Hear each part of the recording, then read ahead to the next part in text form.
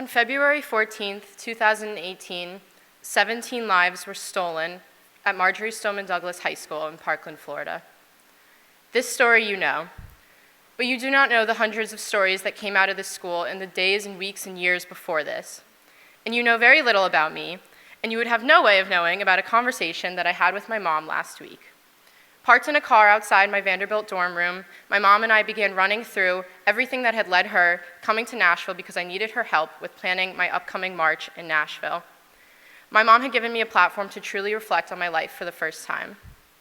From 2008 to 2009, my teacher was a woman named Miss Adina Baseman. Every so often, Miss Baseman would teach my class songs to be performed or would even teach through music. But like a true Jewish song leader, almost all of the music that she taught to my class were Judaic songs with the words just kind of switched around. Miss Baseman would move her beautiful red hair to the side, adjust her capo, and wink at me, the only Jewish girl in her elementary school classes, the only one who knew about her Jewish songs. Miss Baseman, you taught me to sing a secret song, a song of love and pride in my own Jewish heritage. And then beginning in 2013, I joined Congregation Kol Tikva's youth group Party, which was advised by a woman named Lauren Obach. During my time, Party would become a powerhouse in the Nifty community, and I would serve Lauren as a loyal board member. The level of leadership that Lauren expected of me was unlike any standard I had ever been held to in my life. I lived almost every day of my high school career trying to be the best leader that I could be because of an imaginary standard that I thought she held me to. It's only now that I'm writing and saying this speech that I realize she never once actually asked me to push myself this hard. But I live my life every day in pursuit of trying to accomplish that standard. And as a senior, I was taught by an AP English literature teacher named Dr. Michelle Dayon. Dr. Dayon once came into class wearing the same embroidered jeans as I, the difference being that she had sewn and embroidered the sunflowers on them herself. Dr. Dayon would read to us in class sometimes with just the slightest hint of a Hebrew accent, and I absolutely adored her. She taught me individuality of the mind, body, and soul. And Dr. Dayon, you made me feel beautiful. I stand here today, colorfully, happily, loudly, introspectively, and beautifully. I offer you segments of my story not because I wish to brag, but because I wish to make you all understand what led me to the moment that I created a Facebook event to host a simple event in Nashville. I did something that anyone could do, but no one did do. No one else knew the secret of Miss Baseman's Jewish music, nor the quality of Dr. Dayon's homemade jeans. No one else. In my efforts of organizing the march in Nashville, I think of the fact that children are becoming too afraid to even enter these educational institutions that had introduced me to these architects of my personhood.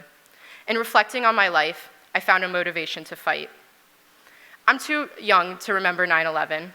Airplanes and foreign religions, they don't scare me. I accept the fact that I have to take off my shoes before boarding, and I let the TSA agents give me their worst.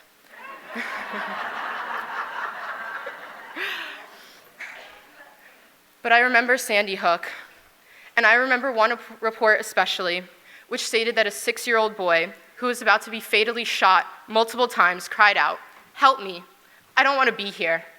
To which the shooter replied, "Well, here you are." That was 6 years ago, and I've never forgotten that line. Not only is it so despicable and nearly unspeakable, but it is so hard, so striking. That child was crying out for help, for escape, while at school. And then when I heard that this had happened at my high school, all I could think was, I don't want to be here. I don't want to suffer. I don't want to be a victim by relation. I don't want to be an activist or an adult or a woman. I just want to be safe with my mom wearing my Powerpuff Girls backpack going into my kindergarten class. And when I heard that this happened at my high school, there was just no way I could have believed it. It couldn't have been Douglas. It could have been any school, but not Douglas. And when I heard that this happened at my high school, I started texting and calling my friends. And the first call I got was from my best friend, who broke the news to me as she was hysterically trying to get information on her 11th grade sister. My second call was to another best friend, who still goes to Douglas, but she couldn't open the phone and answer it because the sound of the ringer could have brought death upon her entire classroom. And one of my friends had not yet heard from his sister, but it was only a few minutes since the shooting had happened, and many students had left their phone behind in the chaos. And a few hours later, the rumors started flying around, but we were assured that this sister, she was in the hospital, and my friend was on the way to go see her. And then after searching all the hospitals, There was still no word from her, but she was definitely in surgery, as there was absolutely no way that anything like this could have happened to her by such random chance. But then none of the hospitals had a patient with her name, and none of the buses had carried her to safety, and no one was calling my friend's parents to say that she was safe. And then we realized that there was only one place that she could be: in school, in a classroom, with her books and her backpack and her phone that her mom had undoubtedly been calling for hours, only to hear no response. Trauma. That's what this is. It's an indescribable wound of the soul. It's trauma. But it's also knowledge. It's a new understanding. It's a realization. And my realization has been that every single American will feel the pain of a mass shooting throughout their life. I never really thought about it until it happened at my high school, but now I truly believe that everyone here will lose someone to gun violence. And maybe it won't be your best friend or your significant other, but it'll be your coworker's parent, or your old babysitter, or your friend of a hairdresser, or a kid on the street. You will experience my pain. You will. Unless someone does something to change us, unless there is outrage, unless people stop telling us, well, here you are. We are not stagnant. We are dynamic and beautiful and strong and loud. There is something happening to us as a society right now. And yes, the children are angry. Yes, they are emotional and they're inconsistent, but they're fearless. And yes, we are geared for battle. When mass shootings occur, we nearly tear each other to shreds, demanding to know, was it the gun? Was it the lack of mental health resources? Was it the family? Was it the religion? We are in shock, desperately looking for someone to blame. But I'm telling you right now, it is not the time to blame. It is the time to empower.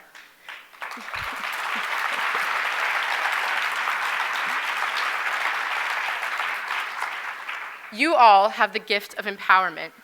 Those women, my teachers, they gave me pieces of themselves through emotional empowerment. They saw a girl and they made her into a woman. You see your children engaging in a national dialogue through unprecedented avenues, and you have the responsibility to make them successful. We don't know about all the laws. We don't have the bureaucratic ties. And we certainly do not have the money that it takes to outweigh the worth of our own lives. But we have you. And there will be dozens of children who will become adults and will start to reflect on their lives. And if you're doing it right, these semi-adults will remember how you made them feel special and how you instilled in them an absolutely necessary value for the rest of their life. And I beg you all to hold yourself to a higher standard and to promote a culture of love and self-confidence rather than complacency. Your actions matter, and they will produce leaders like myself who are ready to make Facebook events to march against the death of their classmates. Right now, I'm in the midst of planning a 15,000-person march throughout downtown Nashville because I wanted to support my classmates and promote their message of proactivity. Thank you. After everything happened, I recognized that I did not want to be here. I did not want to get off my plane returning from Parkland with nothing but a backpack and sadness. I didn't want to go back to my dorm room until I took a stance. I made a Facebook event, March for Our Lives Nashville, expecting that a group of friends from school would walk around the park with me carrying protest signs and pitchforks. But the next morning, I woke up to 2,000 people committing themselves to attend my event. And every day since, 1,000 more people have pledged themselves to march with me and even send their support for my activism. The city of Nashville has been so accepting to this march as they feel my pain and they recognize that this pain is unending. I've put aside my education, the thing that I value most in this entire world, to plan a march that is bringing attention to the fact that I believe every single American will suffer my pain. I took a midterm last Friday without studying for the first time in my life. Maybe that doesn't mean a lot to you, but if I had to tell those foundational educators of my life about this, I'd be ashamed. I'm proud of this march, and I'm proud of my activism, but the simple truth is that I would rather have been studying for that exam. I would rather feel safe and satisfied.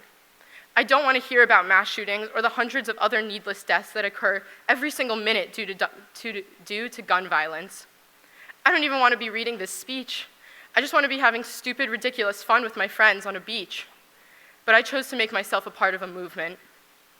To those of you who are young and feel as though you don't have the power to enact change, you're wrong. No one is going to give you a pathway to activism. It is a road you must pave yourself. No one is the expert, but the support is there, and it's waiting for you to start marching in your own town. I chose to fight because there are bullet holes in the walls of my freshman classes. I chose to fight because I never thought it would be my school, and I want you to understand that if you think this too, you're wrong. I fight because I never forgot the story about that 6-year-old from Sandy Hook, and because that wasn't enough to enact change. I fight because of those women who unknowingly made me this way. Be one of those women. Fight for your children. Be brash and gnarly. Make a scene so that your children may remember the day that they truly learned something from you. Take charge of your life, even if you still are a student. Donate to the cause. March with me. March in every damn city in America. Because right now, it's time for you to get on board or get out of my way. Thank you.